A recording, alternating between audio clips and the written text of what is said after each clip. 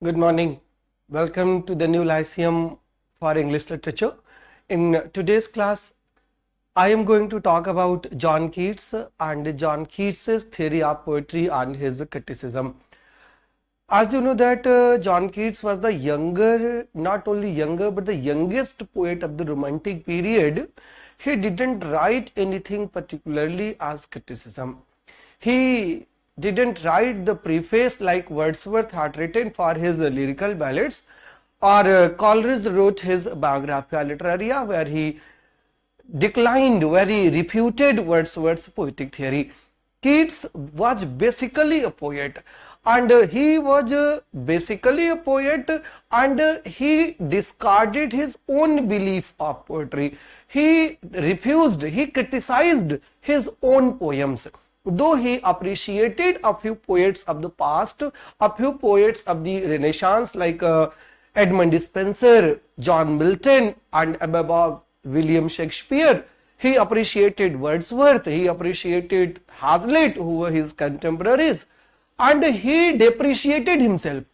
He depreciated himself in his own articles, in his own letters. So he didn't write anything specifically as criticism, but he wrote several letters to his friends as well as to his brothers. And in those letters, in fact, he gave a few concepts regarding poetry. Regarding poet, his three basic examples that are very famous, three basic phrases: negative capability, egotistical sublime, and chameleon poet. These three are the most famous and originally created by John Keats.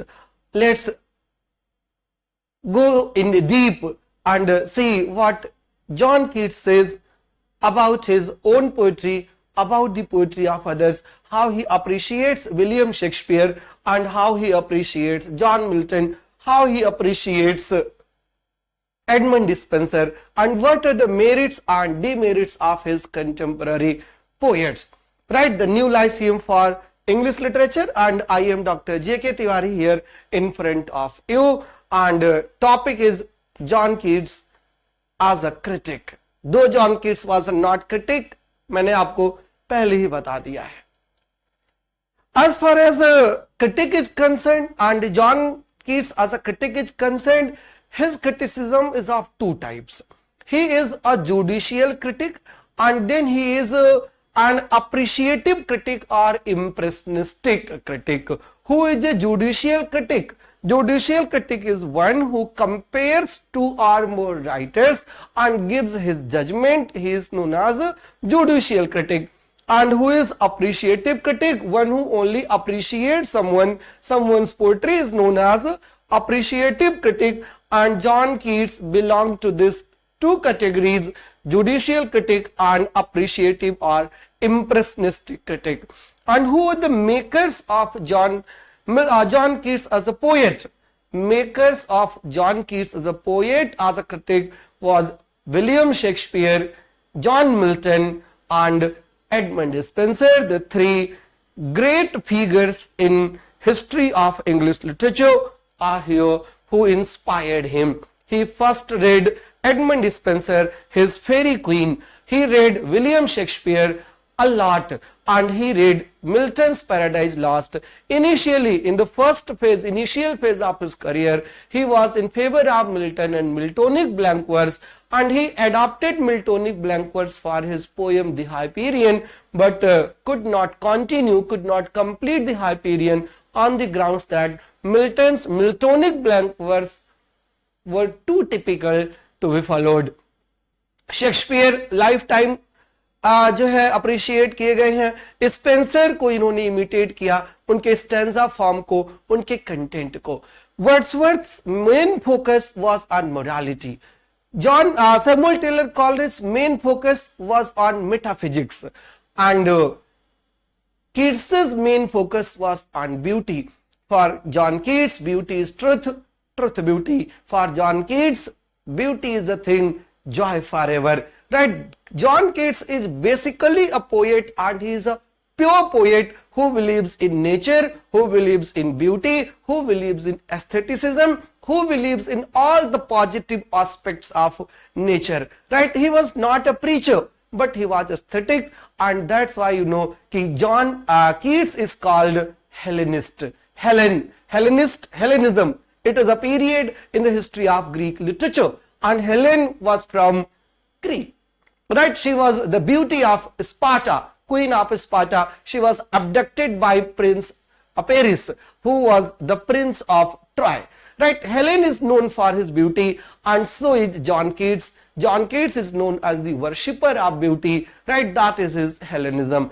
And John Keats not only was inspired by the Renaissance writers like Edmund Spenser, like Shakespeare, like John Milton, but he also derived the raw material from the Greek literature, from the Greek culture. He wrote many poems on Greek mythology, starting from his career, the Endymion. Endymion, the entire poem is based on whom? Entire poem is based on Greek mythology. Then he talks about Apollo, Bacchus, Greek mythological characters हैं ये, इन पर base करते हैं वो अपनी poem को. He goes to the medieval period, the most favorite area of the romantic periods, and takes the raw material for his poem like Isabella or the Pot of Basil. So he traveled to the Renaissance, he traveled to the medieval period, and he traveled to the Greek period as well. That's why P.B. Shelley called him, क्या कहा है P.B. Shelley ने John Keats को, कि Keats was a Greek. Keats was a Greek was the statement given by P.B. Shelley. किसके लिए दिया है P.B. Shelley ने? Keats के लिए. Keats was a Greek. This is a very important question. Keats was a Greek. Keats was a Hellenist, and you will remember Keats's ode on the Grecian urn. Right, Grecian is the adjective of Greece.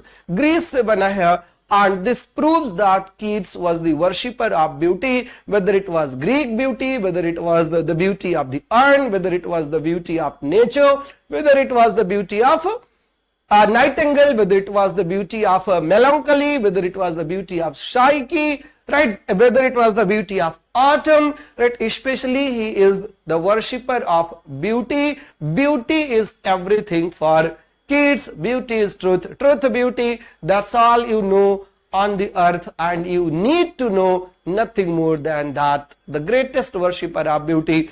And he was shaped by, he was prepared by Shakespeare, prepared by Milton, and prepared by Edmund Spenser. All right.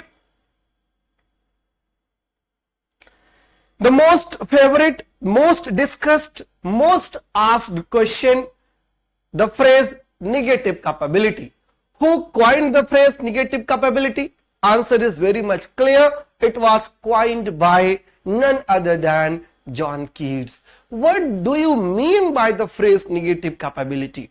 Though the term is negative capability, but it is not used derogatorily. It is used in very positive way, in very positive sense. Negative capability means to have the ability to remain in doubts, to have the ability to remain in mysteries, to have the ability to remain in uncertainties, जिसको Samuel Taylor Coleridge ने willing suspension of disbelief कहा था. Negative capability is the extended version, modified version of that willing suspension of disbelief. Negative capability means to have the ability to negate your personality, to negate your idea, and to be with uncertainties, to be with doubts, and not to be confused, not to be irritating, right? Irritate bhi nahi hona hai aapko. You know that this is this, and a literary person, a writer, a poet shows something else, and you have to suspend your logic, you have to suspend your rationality, and you have to believe that whatever the poet says, whatever the writer is saying, that is true, and only then you could enjoy a piece of literature, and only then you can write an excellent work. and Shakespeare is the best example who possesses the negative capability according to John Keats. Alright, negative capability clear हुआ, and contrast negative capability का कौन है? According to Mr. John Keats, just contrast of negative capability is Mr. Samuel Taylor Coleridge. Coleridge is contrast to negative capability. He doesn't follow negative capability. He cannot remain in doubts. He cannot be in uncertainties. He cannot live in mysteries. But किसके पीछे भागते हैं वो? He chases the reason. He chases the logic. उनको logic चाहिए होता है और उस logic के पीछे वो परेशान हो जाते हैं और वो उस logic को deny करने की बात करता है जो है John Keats through his term negative capability. Right, where was the term coined? This is the question for UGC NET as well as for UP PGT and other examinations. The term negative capability was coined by Mr. John Keats in a letter to his brothers.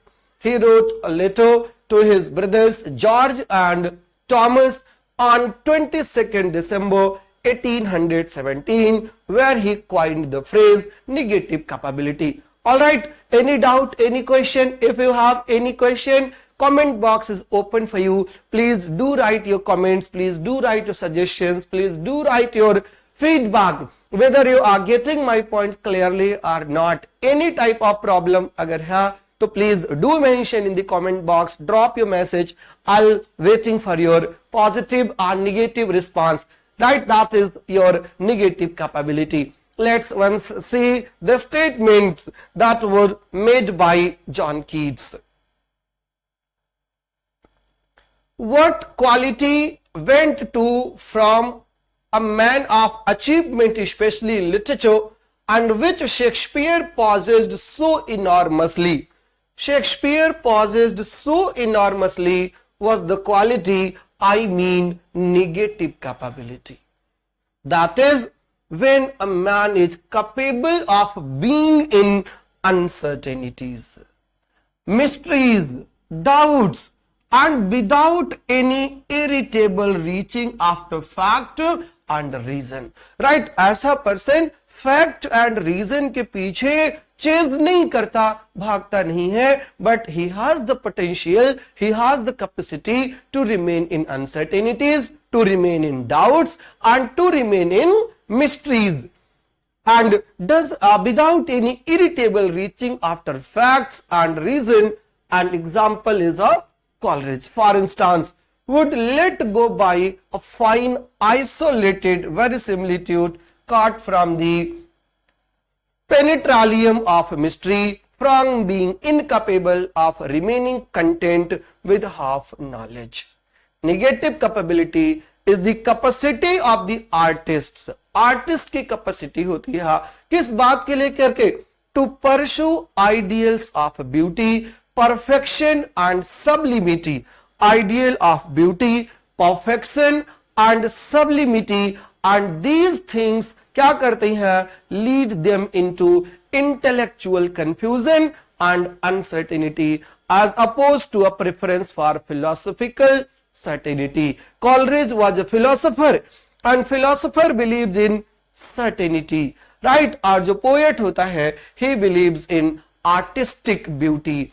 Negative capability is precisely a rejection of set philosophies and preconceived system of nature. It goes a step ahead of nature. It formulates its own formula. It does not believe in the previous theories, in the past theories, in the past sublimity, but it has its own sublimity, right? A person who is able to remain in doubt, in uncertainties, in mysteries, definitely वो एक super figure होगा.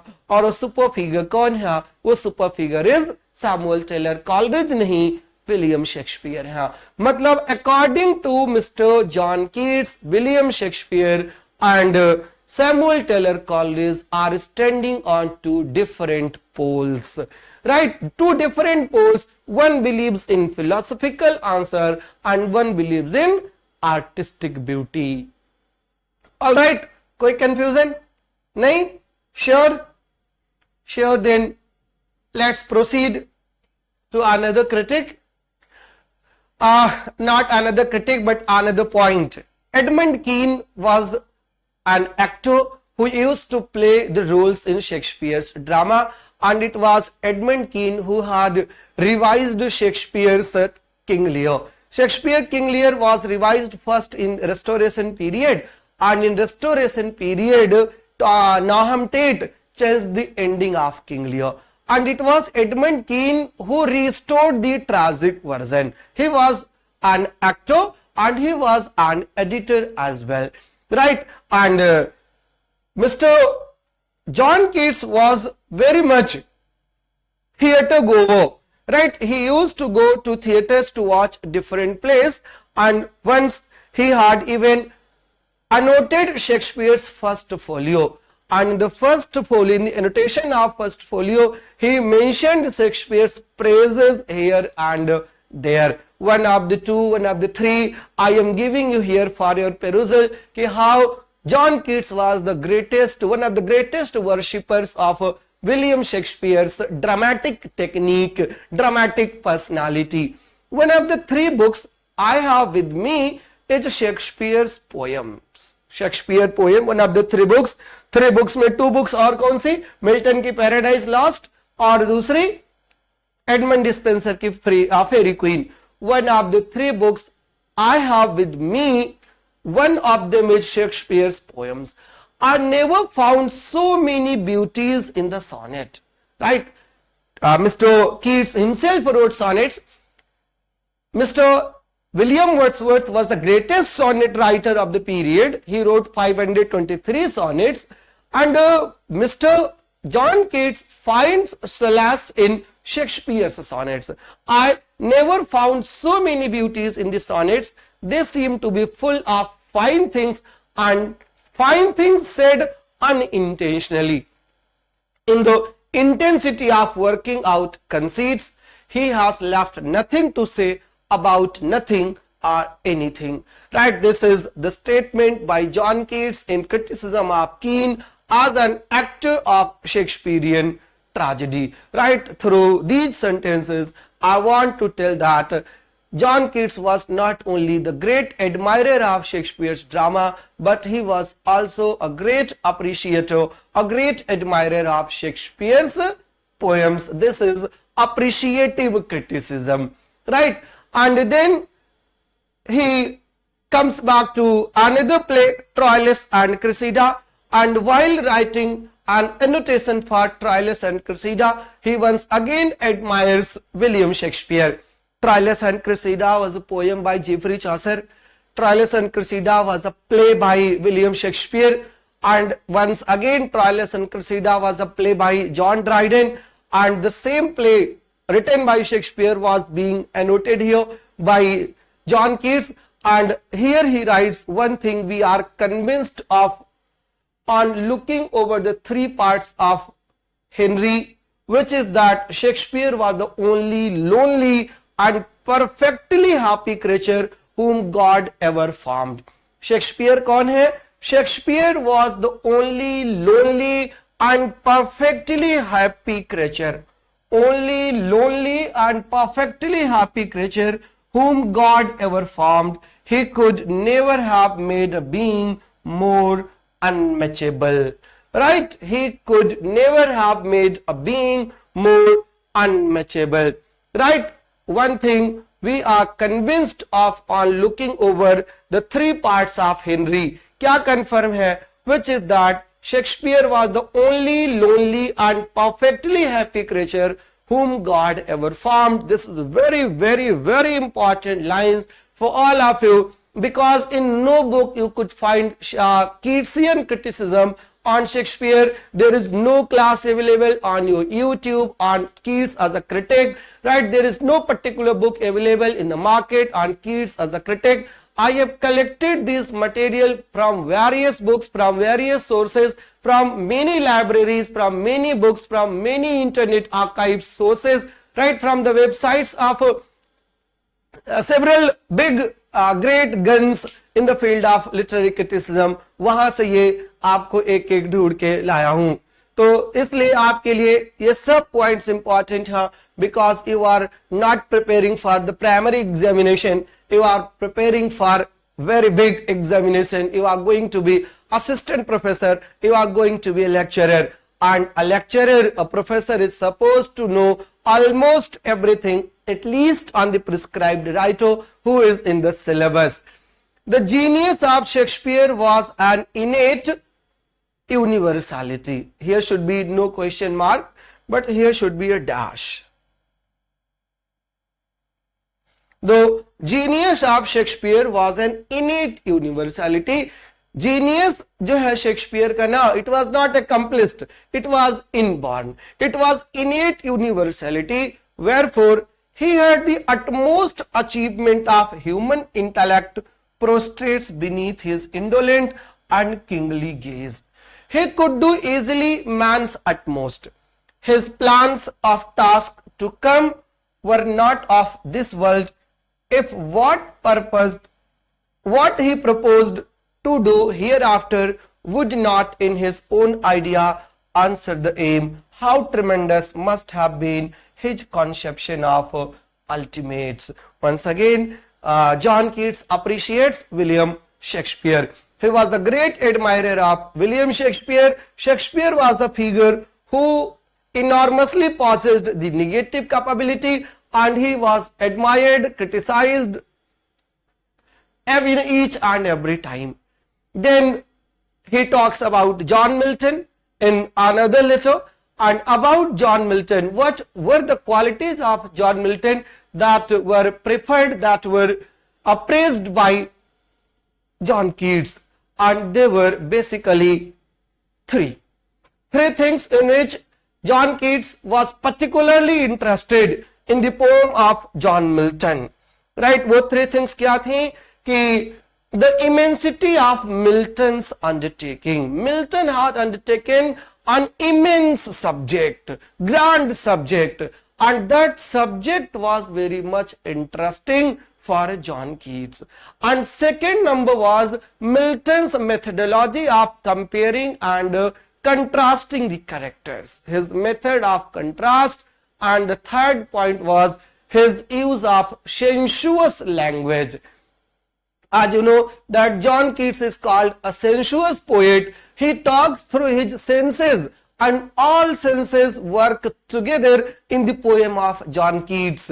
John Keats का जो है Nightingale में जो sensation है वही सेंसेशन अर्न में भी मिलेगी, वही सेंसेशन मेलंकली में भी मिलेगी, वही सेंसेशन आपको ऑटम के सीजन में भी मिलेगी. So these are the 3 points which were appreciated in John Milton by John Keats. First, his immense subject matter. Second, his contrast, method of contrast. How did he contrast the characters? And the third one, his sensuous language, his excellent language. 9 is here superfluous. You can erase it. And then Spenser. What were the qualities of Spenser that most inspired Mr. John Milton? And that was Spenser's medieval romantic chivalry. Keats himself was a medieval poet, though he was a Greek and romantic as well, but he wrote several poems based on medievalism. For example, La Bella Damson's Mercy, that is a ballad. For example, Isabella at the Pot of Basil, though he himself was not satisfied with the poem Isabella at the Pot of Basil. अभी उस पर भी आते हैं. His sensitiveness to natural beauty and the flowing melody and rhythm of his verse. These 3 points. Number 1, his romantic chivalry. Number 2, his sensitiveness to natural beauty. And number 3, the flowing melody of rhythm, the flowing melody and rhythm of his verse. Shakespeare की भी sensuous qualities and its superb management of the passion, और Milton की harmony and sublimity. इसलिए Edmund Spenser plus Milton plus Shakespeare equals to John Keats.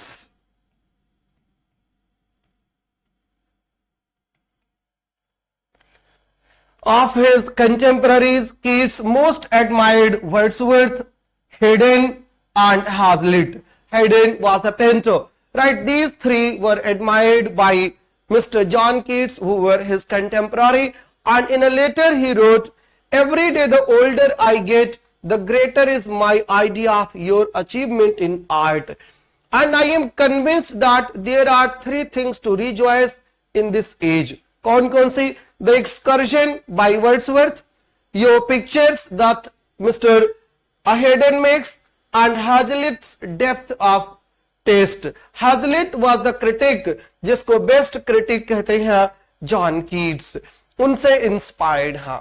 And then different letters and different ideas by John Keats at different times. Though the time period as a writer, as a poet, as a critic was very short, बहुत कम था, he could survive only 3-4 years as a poet, as a writer, as a critic. But whatever he wrote, whatever is there, whatever we possess from John Keats, वो more than enough है, more than sufficient था. Or that's why Keats is a canonical writer. He cannot be removed from any syllabus. He will be there.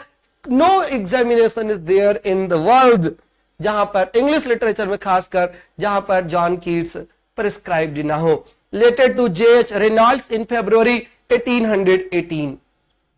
And in this letter he talks about his preference as the poetry, as poetry. कौन सी poetry उनको पसंद है? तो पसंद की तो बात नहीं, यहाँ पर hatred की जरूर बात है. He says that we hate poetry. Which type of? That has a palpable design. A poem that is not well constructed, that is not well structured, is hated by John Keats. We hate poetry that has a palpable design upon us. And if we do not agree, seems to put its hand in its breeches pocket. What should be the poetry then? If he hates palpable poetry, किस poetry को love करते हैं? According to him, poetry should not be, poetry should be great and unobtrusive, uncomplicated. A thing which enters into one's soul, not in one's eyes. ऐसी poetry होनी चाहिए, unobtrusive होनी चाहिए, simple होनी चाहिए, but great होनी चाहिए, that could enter into the soul of the reader and does not startle it or amaze it with itself, but with its subject. Right? Subject should be sublime. Right? Beauty Sublime में होनी चाहिए. Structure भी ऐसा नहीं होना चाहिए complicated कि वो हमको स्टार्टल करने लगे, वो अमेज करने लगे. Content should amaze the reader, and if content is not amazing, if content is not giving amazement to the reader, to the audience, then the poetry is palpable, and we hate poetry that has a palpable design upon us. Right? The palpable design here, that is hated. And in which letter he talks about this? He gives the quotation. Then this is letter to J.H. Reynolds in 1818. And then in 1817, November 22, another letter. And this letter was given to Benjamin Bailey. And here he talks about his preference for imagination. Right? Imagination was a well discussed topic during the Romantic era. Even Coleridge had divided fancy and imagination. Wordsworth also talked about imagination in his preface to Lyrical Ballads. But Wordsworth's imagination, Coleridge's imagination, is quite different from the imagination of John Keats. What does John Keats say about his theory of imagination? I long to be talking about the imagination. I am certain of nothing but of the holiness of the heart's affections and the truth of imagination. What the imagination seizes as beauty must be truth. जिसको imagination beauty कहती है ना, वही तो truth है. That beauty is truth, truth beauty. What the imagination seizes as beauty must be truth, whether it existed before or not. For I have the same idea of all our passions as of love. They are all in their sublime, creative of essential beauty. In a word, you may know my favorite speculation by my first book. First book of Keats was Endymion, a poem in 4 books on Greek mythology. The imagination may be compared to Adam's dreams. Adam ने dream देखा था that Milton wrote, he awoke and found it truth. I am more jealous in this affair because I have never yet been able to perceive how anything can be known for truth by consecutive reasoning, and yet it must be. However, it may be, oh, for a life of sensation rather than of thought. Ye last line, that is very, very, very important. For a life of sensation rather than of thoughts, and that sensation comes through imagination. Imagination is powerful tool, and Keats believes in imagination. In कैसी imagination की बात करते हैं, ये holiness of the heart की बात करते हैं, होलीनेस ऑफ हार्ट्स अफेक्शन की बात करते हैं, and the truth of imagination की बात करते हैं. एंड क्या कह रहे हैं कि I am certain of nothing but in one thing. किसमें सर्टेनिटी है? वो है the holiness of the heart's affections and the truth of imagination. What the imagination seizes as a beauty must be truth. जिसको imagination beauty समझता है, it can never be incorrect, it can never go wrong, it is always true, whether it existed before or not. इससे कुछ लेना देना नहीं है, इससे कोई मतलब नहीं है. In a word, they are, for I have the same idea of all our passions as of love. They are all in their sublime, creative of essentials. आज है essential beauty. जितने भी हमारे पैशंस हैं वो सब essential beauty बनाते हैं. All right, and then a very beautiful concept of mansion of many apartments. Mansion of many apartments, according to Keats, हमारी जो लाइफ होती है, it is just like a mansion, and there are several apartments, and he talks about only 2 apartments. और वो 2 apartments कौन कौन से हैं? First apartment is, the first is the infant or thoughtless chamber.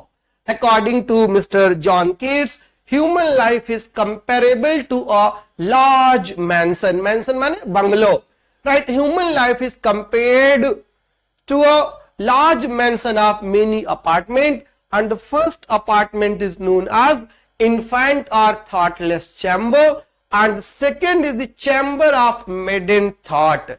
Chamber of maiden thought. Second one, first one is the chamber of infant, right? Infant thoughtless chamber होता है जो पहला होता है. Second chamber of maiden thought का होता है, which becomes darkened by misery, heartbreak, pain, sickness and oppression. First one, when we are merely infant, when we are ignorant of the world, and the second one is that when we grow up, हम जब बड़े हो जाते हैं, our life is darkened by misery, heartbreak, pain, sickness and oppression. और तब वो जो apartment होता है, it becomes the shaper of our career.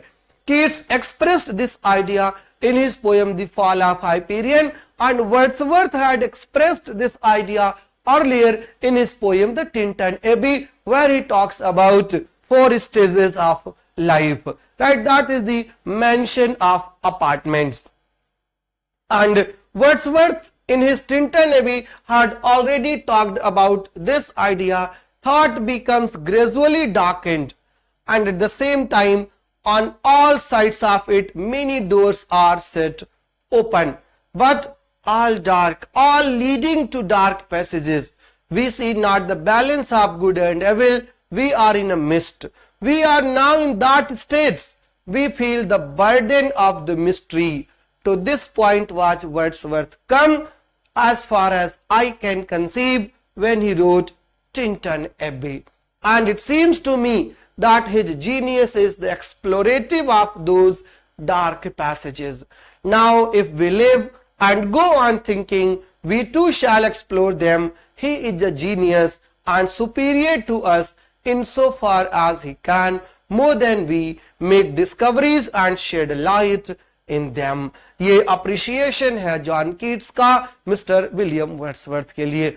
William Wordsworth को क्रिटिसाइज भी किया है मिस्टर जॉन कीट्स ने. वो जुडिशियल क्रिटिसिज्म है, ये अप्रिशिएटिव क्रिटिसिज्म है कि our life is made of, our life is compared to a large mansion, and he talks about only two mansions. The first one is the mansion when we are thoughtless, when we are ignorant, and second one is that when we are surrounded by misery, by pain, by right, everything negative. And John Keats says that it is William Wordsworth's poem Tinternaby, right, that expresses these things beautifully. Tinternaby, it seems to be that his genius is explorative of those dark passages. जो Wordsworth है उनका जो genius है उसी dark passages को explore करता है. Right, then 3 axioms of poetry, that is another letter to John Taylor. John Taylor was his publisher, और इस पब्लिशर के लिए जिसके इन्होंने एंडीमियन लिखा था, Endymion was given to him and to John Taylor, and for to John Taylor he says that are 3 axioms for the poetry, for good poetry, and my poetry is not as good. He had already accepted. और 3 axioms कौन कौन से हैं कि I think that poetry should surprise by a fine excess. Very important line. Several times this question has been asked in UGC NET. I think poetry should surprise by a fine excess and not by singularity. Means he believes that poetry is plural, it is not singular, and poetry should surprise. कैसे surprise करना चाहिए? By fine excess. Everything must be in excess there should not be singularity. It should strike the reader as a wording of his own highest thought. Right, poem should strike the reader's imagination, right thoughts, and appear almost as a remembrance. और उसको लगे कि ये तो पहले वो जानता था, वो remembrance. That is the first axiom. Second axiom क्या है? It touches the beauty. Its touches of beauty should never be halfway, thereby making the reader breathless instead of content. The rise, the progress, the setting of imagery should, like the sun, come natural to him. जैसे कि सन आता है, naturally आता है, कोई force नहीं है. ऐसे ही इमेजेस होनी चाहिए, ऐसे ही ब्यूटी होनी चाहिए, ऐसे ही थिंग्स इनकलकेट की जानी चाहिए जो बिल्कुल नेचुरल हो. और यही बात वो अपने पोएट्री की डेफिनेशन में भी कहते हैं कि poetry, the poet is the most unpoetical of anything, of everything. सबका अनमोस्ट अनपोएटिकल होता है. But it is easier to think what poetry should be than to write it. ये आसान तो बहुत है सोचना, ये बता देना कि पोएट्री को क्या होना चाहिए. It is easier to think what poetry should be than to write it. And this leads to me another axiom.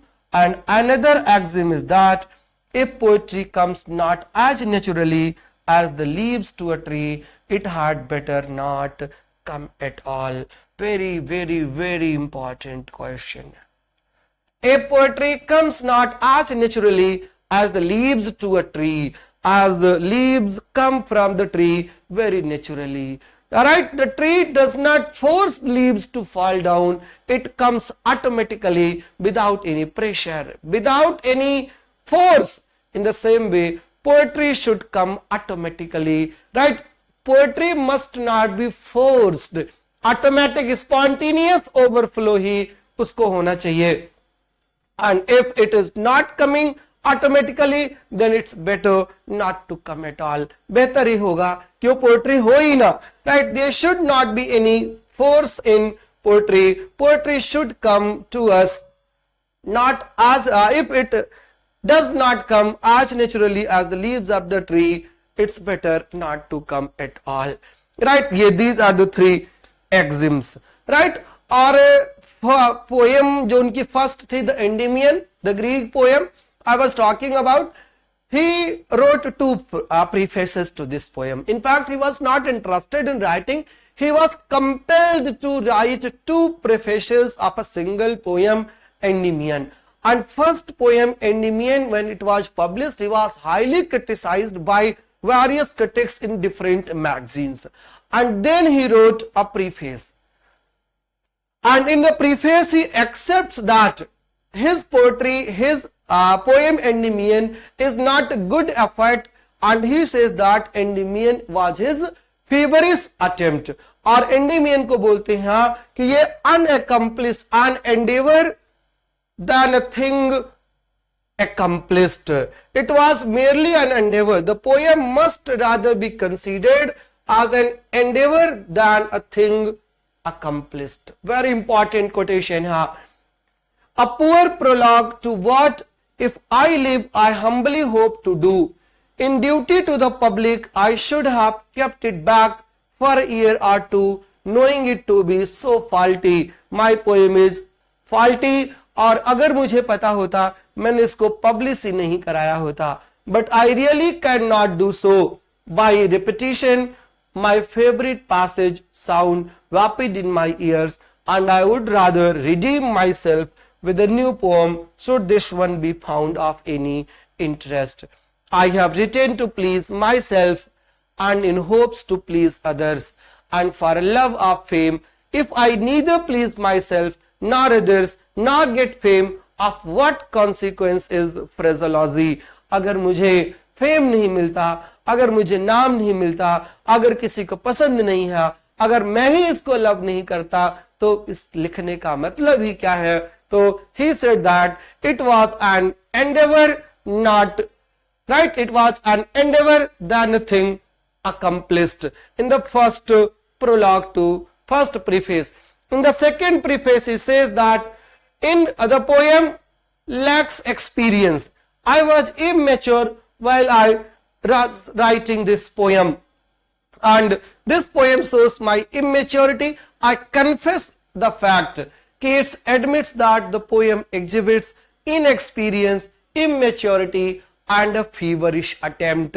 ये भी कई बार क्वेश्चन आया है, किस पोएम को अपने feverish attempt कहा है, किस पोएम को कहा है an endeavor, right, not accomplished. किस पोएम को कहा, ये याद रखिएगा, rather than a deed accomplished. It is a feverish attempt rather than a deed accomplished on the part of the author. He should delay publication and revise, but the foundations are too sandy. A month or before his death, in writing Shelley concerning the letters, the Cenci, Keats refers to himself as the writer of Endymion, whose mind was like a pack of scattered cards. When he wrote the poem, his mind was not static, but his mind was like a pack of scattered cards. Scattered cards की तरह उसका mind हो गया था, और इसलिए he was compelled to write two prefaces and accepts that it was his feverish attempt. It was not a deed accomplished. He failed in his poetry. और हर कोई इस बात को accept नहीं कर सकता. ये John Keats हैं. इसीलिए in the beginning I have told you that John Keats was a critic who criticized himself. Right, जो अपने आप को criticize करते हैं, and this is an example of his own criticism. Right? His poetry was highly criticized by two journals of the time. और two journals कौन कौन से थे जहां पर criticize किया गया था? On October 1818, Keats referred to the savage reviews of Endymion in a letter to his publisher James Hesse. क्या कहा था कि प्रेज और ब्लेम से मुझे कोई फर्क नहीं पड़ता है. Praise or blame has but a momentary effect on the man whose love of beauty in the abstract makes him a severe critic on his own works. जो अपने ही वर्क का क्रिटिक हो, उससे क्या फर्क पड़ सकता है दूसरे से कि किसी ने उसके लिए क्या कहा है. Right? Severe critic on his own works. My own domestic criticism has given me pain without comparison, beyond what Blackwood or Quarterly could possibly inflict. My own domestic criticism, I have criticized myself, I have criticized my poem, and it has given me enough pain.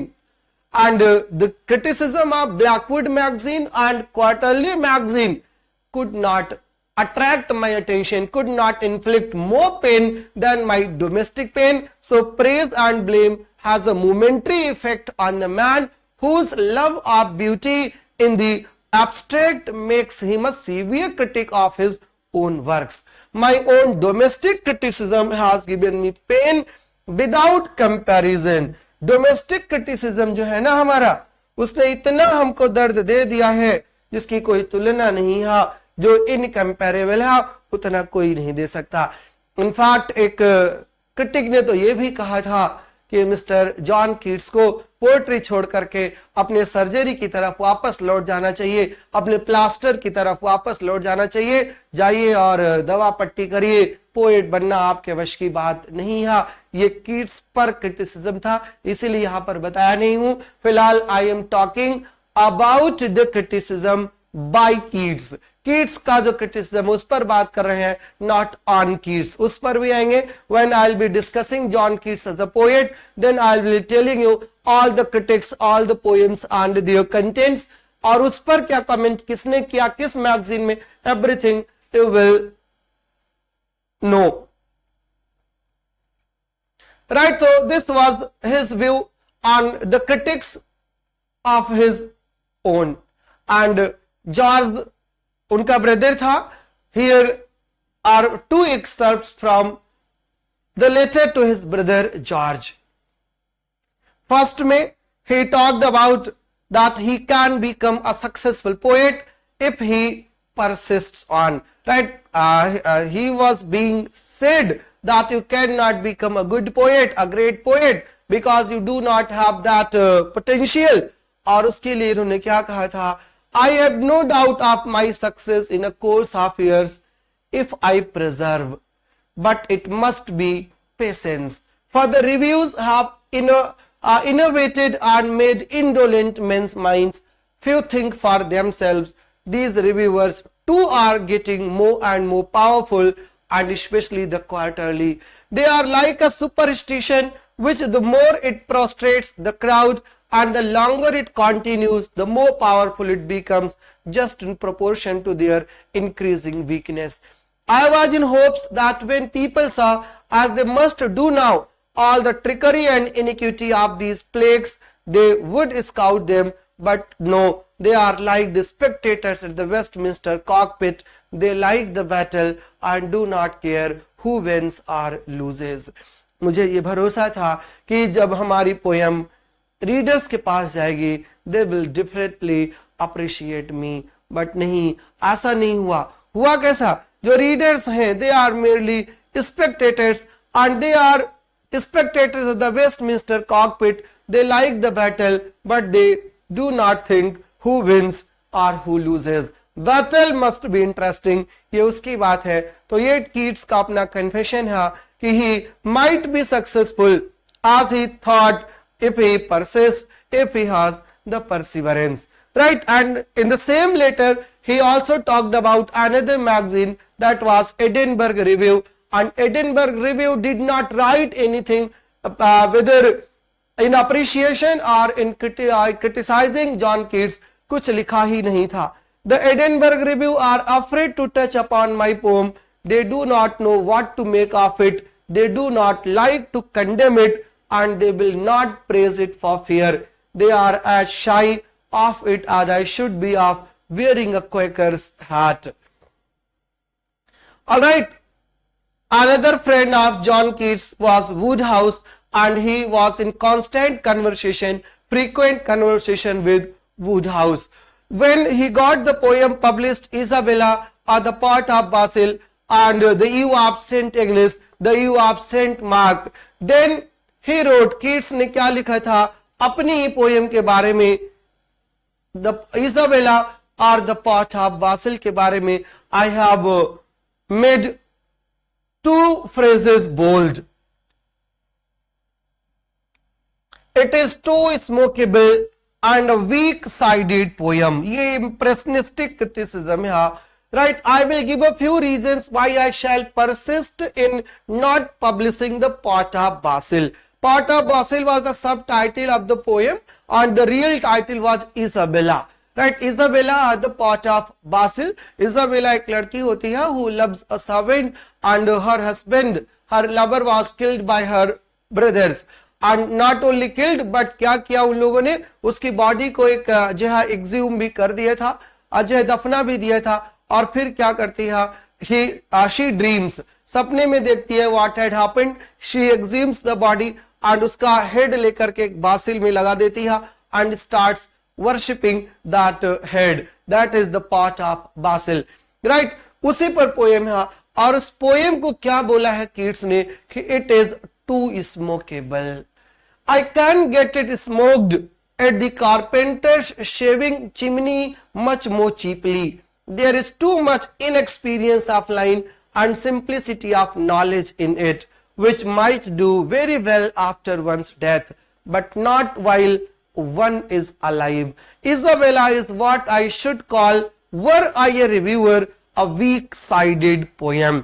Had I been a reviewer, I would have rejected the poem. I would have said that this is a weak-sided poem. So two phrases, which poem is called as too smokable and which poem is known as weak-sided poem by John Keats. And John Keats की poem, John Keats का criticism, Isabella or the Pot of Basil. There are two questions in one slide. Which question is, which poem is called too smokable, that is Isabella. Which poem is called weak-sided, that is Isabella. And where does Mr. Keats make this statement? In a letter to Richard Woodhouse.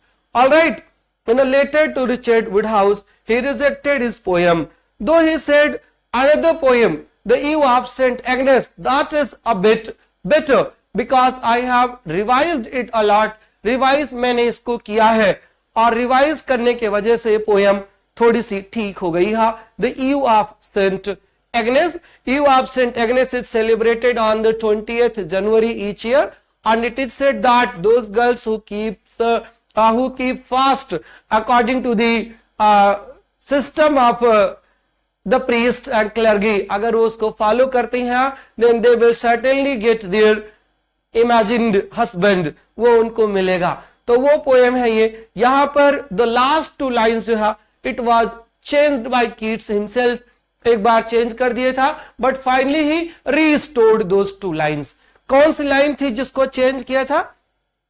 ये देखिए bold में, the beadsman after thousands आर्ब्स told for aye unsought for slept among his ashes cold. और इसको change करके ये बना दिया था, the beadsman Stephen text a sigh and laugh, taken sudden from his beats by one weak little cough, and Keats later restored. तो किस poem की लाइन चेंज की गई थी? The Eve of St. Agnes की last line was changed and finally restored. And there were so many obscene scenes in the poem that Woodhouse said that woman would not read your poem. और फिर Keats का क्या कहना था? I have not written it for ladies. I did not write for ladies. I write for men. Right? ये statement John Keats का था in the context of the Eve of Saint Agnes. इसको याद रखिएगा. When Woodhouse expresses apprehension that the poem will not be fit for ladies to read, Keats retorts that he did not want ladies to read his poetry. He wrote for men. किसका statement था? This statement is by John Keats on his own poem. And then I will come to Hyperion. Hyperion के two version है, Hyperion and the Fall of Hyperion, and both are incomplete poem. And the Fall of Hyperion was started to be written in imitation of Milton, and Miltonic blank verse was so tough, so complicated कि John Keats could not complete the poem. In his preface to Endymion, he had stated that he intended to return to Greek mythology in a later poem which was to be Hyperion, and he wrote, right, Hyperion is once again on Greek mythology, and he wrote to Haydn in Endymion, I think you may have many bits of the deep and sentimental cast. The nature of Hyperion will lead to treat it in a more naked and Gracian manner. Hyperion, I have given up Hyperion. There are too many Miltonic inversions in it. Miltonic verse cannot be written but in an artful or rather artist humor. I wish to give myself up to other sensations. English ought to be kept up. Right और ये कहते हुए उन्होंने Hyperion को छोड़ दिया था, Milton को क्रिटिसाइज करते हुए. Milton and Chatterton. Milton was a Renaissance poet. Milton is said to be the last child of Renaissance. Renaissance के last child कहे जाते हैं. And Chatterton was the youngest poet who committed suicide during 18th century. Right? And Chatterton is the poet who was appreciated by all romantics. Wordsworth called him what? A marvelous boy, sleepless soul. Coleridge wrote a monody on the death of Chatterton. And John Keats dedicated his Endymion to this Thomas Chatterton. Right? जो है dedicate कर दिया था किसको? Thomas Chatterton को. And in Milton and Chatterton there is a comparison. That is the example of judicial criticism. And Mr. John Keats finds that the language of Mr. Chatterton is more original, more pure, more English in comparison to that of John Milton. All right. At about this time, he wrote to this brother in America that he considered Paradise Lost, though fine in itself, a corruption of our language, and that he thought Chatterton's English the purest of all English. Milton की language corrupt हो गई और Chatterton की English क्या हो गई? Chatterton की English purest of all English. Chatterton's language is entirely northern. I prefer the native music of it to Milton's cut by feet. I have but lately stood on my guard against Milton. Life to him would be death ... I have not completed the quotation here as my motto, the intention जितना था मेरा, the meaning, the sentence वो आप तक पहुंच चुका है. All right, कुछ कंफ्यूजन तो नहीं है ना? बहुत स्पीड से तो नहीं चल रहा है मामला?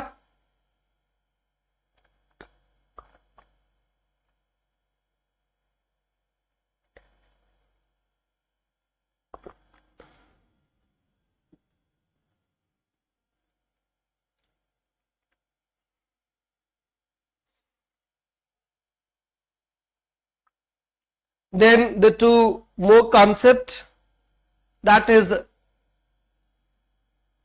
given by John Keats, the chameleon poet and egotistical sublime. Chameleon poet and egotistical sublime are Wordsworthian sublime.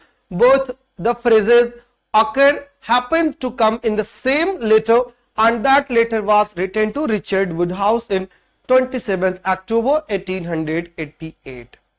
What shocks the virtuous philosopher delights the chameleon poet. अभी थोड़ी देर पहले भी एक कंपैरिजन हुआ था वर्चुअस फिलोसफर में और किस में हुआ था? बताओ, ड्रॉप करो मैसेज अपना, देखता हूं किस में हुआ था. इफ यू रिमेंबर, तो यहां पर according to John Keats a chameleon poet. Chameleon तो समझ रहे हो ना? कैमिलियन अपने यहाँ जानवर होता है, it keeps on changing its colour. तो वही होना चाहिए पोएट को कि he should keep on changing his color according to the mood, according to the system, according to the situation, according to the circumstances. And a chameleon poet is far better than a virtuous philosopher, right? Virtuous philosopher उससे से बेहतर होता है chameleon. And who should be a poet? This is the most important of the entire lecture.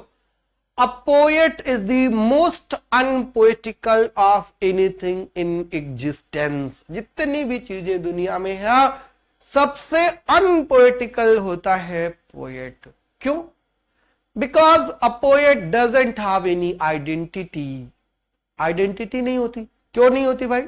He is continually in for and filling some other's body. When Shakespeare is writing Hamlet, there is no Shakespeare. Hamlet has become Shakespeare. When Shakespeare writes Macbeth, there is no Shakespeare. Once again Macbeth. So who is Shakespeare? The most unpoetical, right? He doesn't have any personality. He has no identity. He is continually in, for, and filling some other body. The sun, the moon, the sea, and men and women who are creatures of impulse are poetical and have about them an unchangeable attribute. The poet has none, no identity. He is certainly the most unpoetical of all God's creature. यही theory of impersonality में बात करेंगे T.S.. Elliott, और यहीं पर बात कर रहे हैं जॉन कीट्स. चेन ऐसे ही चलती है, right? Negative capability है. He can remain in uncertainties, in doubts, in mysteries, and he must be like a chameleon. He should have no identity at all. Identity comes and goes. He is the most unpoetical of anything in existence and the most unpoetical of God's creatures. जितनी भी चीजें God ने बनाई हैं, most uncharacteristic क्या है, most unpoetical उसमें क्या है, most unpoetical वो poet होता है. Alright, and finally the phrase egotistical sublime. What is egotistical sublime? You better know. Sublime कैसा? Egotistical, subjective poetry की बात करते हैं कि there should not be so much subjectivity in your poem. And Wordsworth had inculcated subjectivity, right? Not few, not less, but he was too subjective. And every poem is the expression of his own personality. और poetry होना क्या चाहिए? Poetry should not be the expression of personality. It is not the turning loose of emotion, but an escape from emotion. And अगर वहां पर है तो वो egotistical sublime है. Egoism, subjectivity, self-reflexiveness should be avoided, and Wordsworth could not avoid the self-reflexiveness. He could not avoid the subjective narrative. That's why he became the victim of egotistical sublime, and egotistical sublime is just opposite to negative capability. Right? Egotistical sublime is just opposite to negative capability. Negative capability means you have the potential to remain in doubts, in confusion, and in egotistical sublime, you express everything through your mouth. You express your subjectivity. You do not have the power to hide your personality. You become poetical. होना क्या चाहिए था? Most unpoetical. Right? तो ये जानिएगा कि for the appreciation of Shakespeare, he talks about, he gave the phrase, he coined the phrase negative capability, and to derogate Mr. William Wordsworth, to criticize Mr. William Wordsworth, John Keats gave the phrase egotistical sublime. Alright, from my side, that's all. If you have any question, any doubt, you can raise your query, raise your question. The new Lyceum for English literature is always for you. It will be with you in any circumstances, in any questions. जो भी आपको पूछना है, आप पूछ लीजिए. I have tried to speak in Hindi as and English as well, bilingual होने की कोशिश कर रहा हूँ, because बहुत सारे students के मैसेज आते रहते हैं. Please sir, speak something in Hindi. The topic is very important, but language is very tough. It is not understandable. Please do something. So for those students, I try to speak a few sentences in Hindi. But if you are from English medium student, you are preparing for NET in English literature, you should be well versed in English. Not only in spoken but in understanding all as well. सब आपको समझना चाहिए. I'll keep on improving. Please kindly keep on giving your suggestions. Thank you. Channel को subscribe करिएगा, share जरूर करिएगा, और हाँ, कमेंट बॉक्स में कमेंट जरूर लिखिएगा. कैसी थी आज की class? How was your experience? What was you expecting from today's class, and what did you get? और क्या रह गया है? That I will try to inculcate in the next video. Thank you so much. All the best. मिलते हैं जल्दी in the next class with a few more romantic critics' opinion. All right. Jai Hind. Bye bye.